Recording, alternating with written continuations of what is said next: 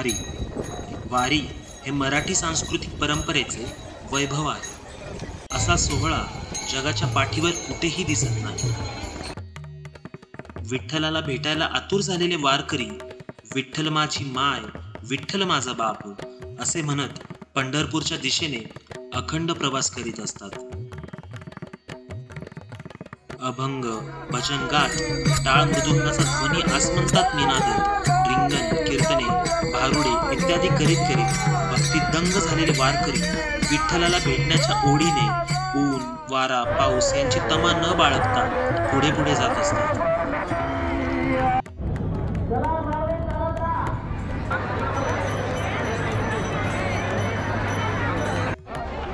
ज्या वाटेवरून कधी काळी संत ज्ञानेश्वर, संत तुकाराम, चोखामेळा, गोरोबा, निळोबाराय, सोपान काका गेले त्याच वाटेवरून चालणे हे केवढे भाग्य.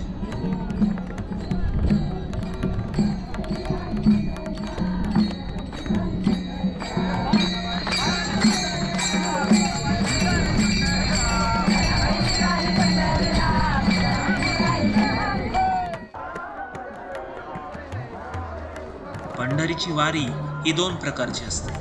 एक शरीराची मजल दर मजल करीत चाललेली वारी, तर दुसरी वारी म्हणजे मानवात असलेले षड्रिपू म्हणजे मद, मोह, लोभ, काम, क्रोध, अहंकार इत्यादींपासून मुक्त होणे.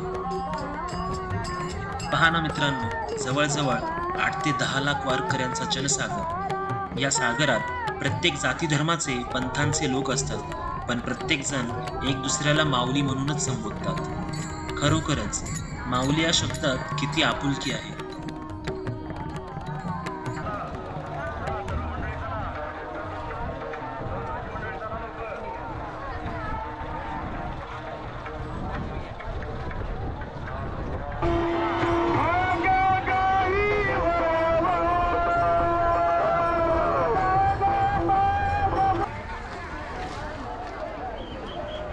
वारी करणाऱ्या व्यक्तीस वारकरी म्हणतात.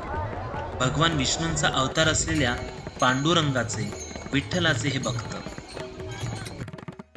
आपले कर्तव्य कर्म निष्ठेने करीत असता भगवंताचे विस्मरण होऊ नये यासाठी गळ्यात तुळशीची माळ, कपाळी गोपीचंदनाचा टिळा, हातात भगवी पताका व तोंडाने हरिपाठ म्हणत हे वारकरी मजल दरमजल करत विठ्ठलाच्या ओढीने निरंतर 20 ते 21 दिवसांचा प्रवास करून पंढरपुरास येतात. त्या विठू माऊलीला डोळे भरून पाहतात आणि आपापल्या वाटेने परतीचा मार्ग धरतात.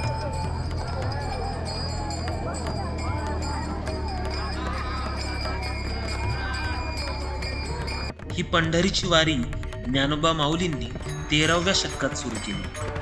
त्यांच्या घराण्यात ही वारीची प्रथा होती. त्यांचे वडील विठ्ठलपंत नित्यनियमाने वारी करत.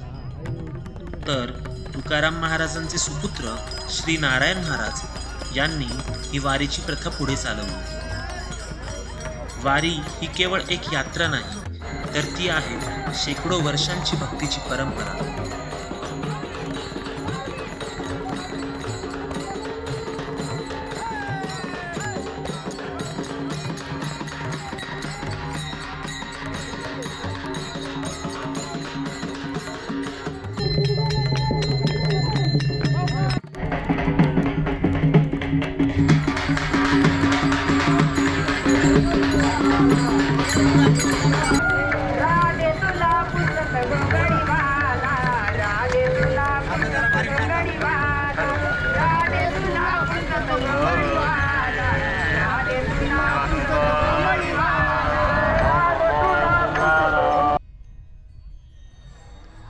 आळंदीवरून निघणारी संत ज्ञानेश्वर महाराजांची पालखी, तर देहूवरून निघणारी संत तुकाराम महाराजांची पालखी यांसोबतच इतरही पालख्यांसोबत वारकरी शेकडो किलोमीटरचा पायी प्रवास करत आषाढी एकादशीला पंढरपूरच्या विठू माऊलीच्या चरणी पोहोचतात.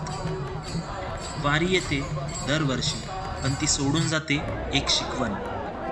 भक्ती ही फक्त मंदिरात नसते, देव हा फक्त मंदिरात नसतो, तर तो असतो माणसा माणसात.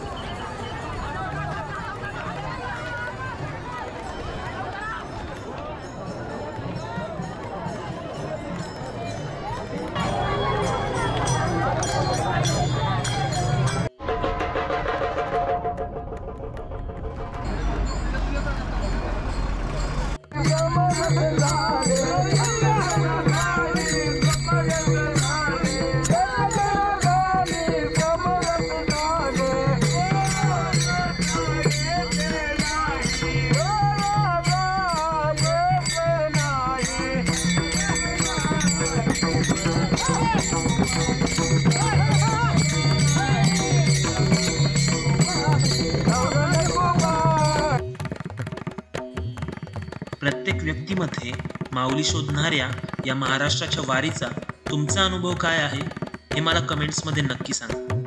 व्हिडिओ आवडला असेल तर लाईक करा आणि शेअर करा तुमच्या फ्रेंड्स आणि फॅमिलीसोबत. तसेच चॅनलला सबस्क्राईब करायला विसरू नका. जय हिंद, जय महाराष्ट्र.